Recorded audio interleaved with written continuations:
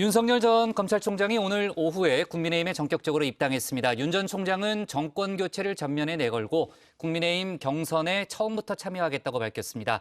또 윤 전 총장의 부인 김건희 씨를 겨냥한 이른바 줄리벽화 논란은 오늘도 이어지고 있는데요. 이 소식까지 류정아 상황실장이 정리했습니다. 네, 정치부 회의의 시작을 알리는 코너죠. 신혜원의 뉴스픽5 아니고요. 오늘은 맞춤형 정치 뉴스 유정화의 국회 상황실입니다. 따끈따끈한 정치 뉴스를 정확하고 빠르게 전하는 국회 상황실 지금 시작합니다. 오늘 첫 코너가 국회 상황실이 된 이유 바로 윤석열 전 총장이 국민의힘에 전격 입당했기 때문인데요. 검찰총장을 사퇴한 지 149일 만 그리고 정치 참여에 선언한 지 32일 만입니다. 입당 기자회견 바로 보시죠. 정권 교체를 위해서는 우리 제1야당에 입당을 해서 또 정정당당하게 초기 경선부터 시작을 해가는 것이 도리이고 또 그렇게 함으로써 국민의힘 당이 국민들로부터 더 넓고 보편적인 지지를 받을 수 있는 것이라고 생각해서 오늘 입당을 결심하게 됐습니다. 네, 입당의 명분은 역시 정권 교체였습니다. 8월 말부터 시작되는 국민의힘 후보 경선에 처음부터 참여하는 것이 도리라고도 했는데요. 당일치기로 호남을 방문 중인 이준석 대표는 오늘 당사에 없었습니다. 윤 전 총장은 어젯밤 이 대표에게 전화해서 입당 의사를 밝힌 것으로 알려지는데요. 이상의 입당과 관련된 그런 불확실성을 계속 가지고 가는 것이 오히려 제가 정권 교체와 이런 정치 활동을 해 나가는데 국민들께도 이게 좀 입장을 분명하게 하지 않음으로써 좀 많은 이 혼선과 누를 끼치는 게 아닌가 결심한 지는 얼마 안 됩니다. 네, 윤 전 총장 어제 저녁만 해도요. 다음 주에 입당을 한다 이런 보도가 나왔을 때 틀렸다고 볼 수도 없고 맞다고 하기도 어렵다 이런 애매한 답변을 했었죠. 이렇게 전격 입당하려고 그랬나 봅니다. 덕분에 저는 입당 소식을 전하고 휴가를 갈 수 있게 됐는데요. 아직 복국장의 재가가 남아있기는 합니다. 네, 윤 전 총장 어제 한 언론 인터뷰를 통해서요. 기호 2번으로 대선에 나가겠다는 의사는 분명히 했었죠. 국정 운영의 비전도 밝혔습니다. 일단 정치 보복은 없다고 분명히 말했습니다. 누구에게 보복한다는 것은 있을 수 없는 얘기다. 정치 권력과 사법이 확실히 분리돼야 한다. 서로 영향을 미치는 관계가 돼선 문명국가라 보기 어렵다. 네, 구체적으로 살펴보면요.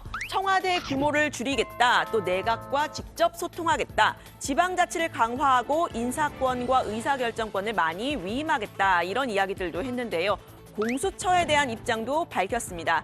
본인은 원래부터 공수처 설치에 찬성을 했다면서 공수처가 제대로 일할 수 있도록 돕고 싶다고 했습니다.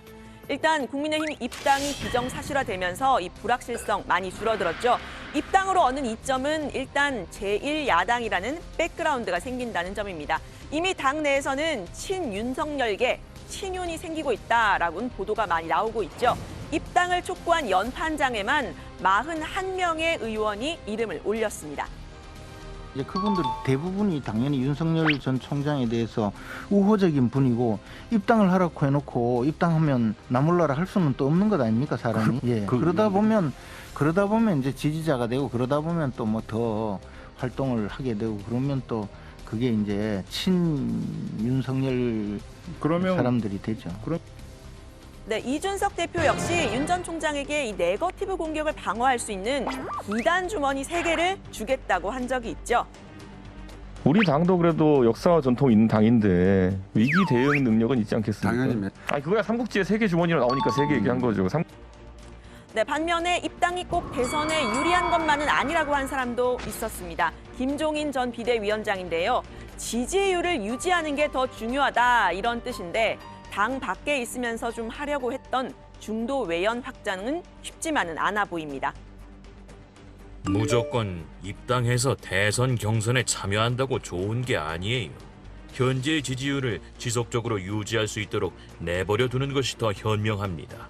만약에 당에 들어가서 지지율이 하락한다고 하면 어떻게 할 거예요? 네, 이 때문에 윤 전 총장 어제 인터뷰에서는요, 입당에 대해서 걱정하는 바도 밝혔는데요. 입당에 그치지 않고 국민의힘의 변화 그리고 야권의 재편에도 힘을 쏟겠다는 취지로 말을 했습니다. 특정 정당에 입당한다고 해서 그 정당이 그동안 국민에 보여준 이념적 특성에 매몰돼 그대로 한다면 무슨 의미가 있나 싶다. 그렇게 해서 집권하기도 쉽지 않고 집권해도 결국 반쪽이 된다. 네, 최신 여론조사 결과 한번 보고 가겠습니다. 어제 MBN RN서치 조사인데요. 양자 대결한 결과 이 이재명 지사와의 대결에서는 윤석열 38.3%, 이재명 34.6%로 윤 전 총장이 오차범위 내에서 앞섰고요. 이낙연 전 대표와의 대결에서는 윤석열 41.1%, 이낙연 31.3%로 오차범위 밖에서 윤 전 총장이 역시 앞섰습니다. 앞으로의 여론조사 추이도 다정회에서 전해드리도록 하겠습니다. 그런데 윤 전 총장의 가족에 대한 의혹 제기 계속되고 있죠. 이른바 줄리 벽화 얘긴데요. 이 서울 종로구의 한복판에 중고 서점 외벽에 그려진 벽화입니다. 지금 나오고 있는데요. 벽화가 그려진 사실이 보도된 후에 일대가 무척 시끄러웠죠. 윤 전 총장의 지지자들은 이렇게 차량으로 벽화를 가로막았고요. 또 윤석열 팬클럽 회원들은 이렇게 빨간 우산으로 벽화를 못 보게 가렸습니다. 윤 전 총장의 반대자들도 몰려들었는데요. 이런 불법 주차 그리고 사실상의 불법 집회를 하고 있는데 당국이 왜 단속도 하지 않느냐라고 날을 세웠습니다. 결국 벽화에 쓰였던 글자들은 오늘 아침에 모두 삭제가 됐는데요. 정확히 5분에서 10분 정도 걸렸습니다. 이 벽화의 사실이 알려지자 윤 전 총장은 이 배후에 어떤 사고방식을 가진 사람들이 있느냐라고 했는데요. 이 해당 건물 대표 여모 씨는 배후도 없고 정치적 의도도 없다. 잘라서 말했습니다. 의도 없이 한 걸 가지고 말이야. 배우가 있다느니 뭐 어쩌니 해보니까 내 나이가 몇인데 그 누구한테 조종당하고 하겠습니까? 내년에 60입니다. 정도도 없고 어디 뭐 야당, 여당 그런 것도 없어요. 전혀 신경 안 써요. 나는 떳떳하니까. 본인들도 떳떳하면 신경 쓰지 말아 가세요. 대법원에서 판결문 나오면 없애준다 그러세요. 네, 이 줄리라는 표현, 윤 전 총장의 아내 김건희 씨의 별칭이라는 의혹이 제기됐죠. 지워지기 전에 벽화를 보면 줄리의 꿈, 영부인의 꿈이라고 되어 있습니다. 또 줄리의 남자들이라면서 연도와 이름이 쓰여 있기도 한데요. 벽화를 그린 건물 대표 여모 씨는 윤 전 총장의 지지자들이 문제라고 했습니다. 윤석열 씨를 지지하는 열성 팬들이 지금 문제지. 본인이 또 줄리가 아니라고 부정을 했고 모든 관계 남자들을 뭐 그런 사실 없다고 부인하는 것을 내가 단지 풍자해서 쓴 것뿐인데 그걸 가지고 날뛰어가지고 와가지고 네, 윤 전 총장은 벽화에 적혀있던 내용을 유포한 친여 성향의 유튜버 등 10명을 일괄 고발한 상태인데요. 야권에서도 일제히 반발했습니다. 인신 공격이자 폭력이라는 건데요. 특히 최재형 전 감사원장 분노를 금할 수 없다면서 윤 전 총장을 적극 감쌌죠. 정말 분노를 금할 수 없습니다. 이것은 처질 비방이자 정치 폭력이며 표현의 자유를 내세운 인격 살인이기 때문입니다. 표현의 자유라는 미명하에 이와 같은 인신공격을 일삼는 것은 민주주의의 가치를 훼손하는 것입니다. 인간에 대한 이런 더러운 폭력을 당장 중단해야 합니다. 폐륜적인 행위다라는 말도 나왔습니다. 인간의 존엄성을 짓밟는 아주 폐륜적인 행위입니다. 그래서 과연 이런 것이 선거에 도움이 될까? 저는 있을 수 없는 일이고요. 한 인간의 아주 그 고귀한 그런 인격체를 해야 하는 건데 전 다시는 있어서는 안 된다고 생각을 합니다. 근데 네, 민주당 대선 주자들도 벽화를 비판했습니다. 이 이재명 캠프는요, 금도를 넘은 표현이다라고 논평을 냈고요. 이낙연 전 대표도 직접 민망하고 말씀드리기가 거북하다라고 했는데요. 당 지도부 회의에서도 문제를 지적하는 발언이 나왔다고 합니다. 표현의 자유도 존중되어야 하지만 인격 침해 등의 금도를 넘어서는 안 된다는 점. 표현의 자유를 존중하지만 이러한 인격 침해, 더 나가서 인격 살해 요소가 있는 이러한 표현은 자제되는 것이 옳지 않나 그렇게 하는 말씀을 의견을 같이 했다는 말씀을 드립니다. 네, 하지만 민주당 내에서는 줄리벽화가 폭력적이긴 하지만 대선 주자에 대한 검증은 필요하다는 의견도 나왔는데요. 이 줄리벽화 같은 이것은 명백한 사회적 폭력이지만 그러나 우리 대한민국이 정말 영부인이 되려고 하시는 분의 검증을 어디까지 가져갈 것인지 이것에 대한 논의를 이번 대선을 통해서 좀 해야 되겠다. 네, 전재수 의원은 이런 말도 했습니다. 옛날에 어르신들께서 있잖아요.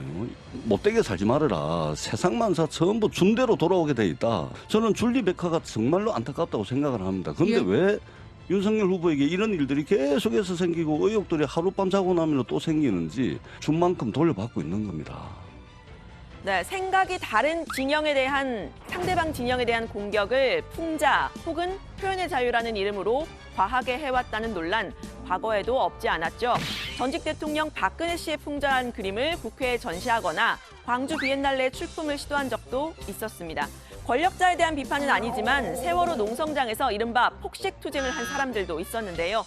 대선이 5개월여 앞으로 다가왔죠. 정치인들뿐만 아니라 지지자들까지 이 표현과 언행이 과해질 수 있을 텐데요. 여야를 막론하고 본인이 속한 진영의 정치적인 이익을 위해서 사회 전체의 품위를 떨어뜨리는 일을 관망하지 말아야 한다는 지적이 나옵니다. 정치를 더럽히는 거는 대체적으로 정치인들이 대부분 누워 침뱉기 식으로 해왔는데 이거는 국민이 이제 정치를 더럽히는 건데 이거는 이런 방식으로 하면 안 되겠죠. 그래서 이거는 적어도 금도를 좀 지켜줘야 된다. 네, 이제는 국민의힘 윤석열 전 총장이라고 불러야겠는데요. 입당 선언 당시에 마침 전남에 있던 이준석 대표의 반응은 어땠는지 들어가서 얘기해 보겠습니다. 오늘 발제 이렇게 정리합니다. 윤석열 국민의힘 전격 입당, 줄리벽화 문구 삭제,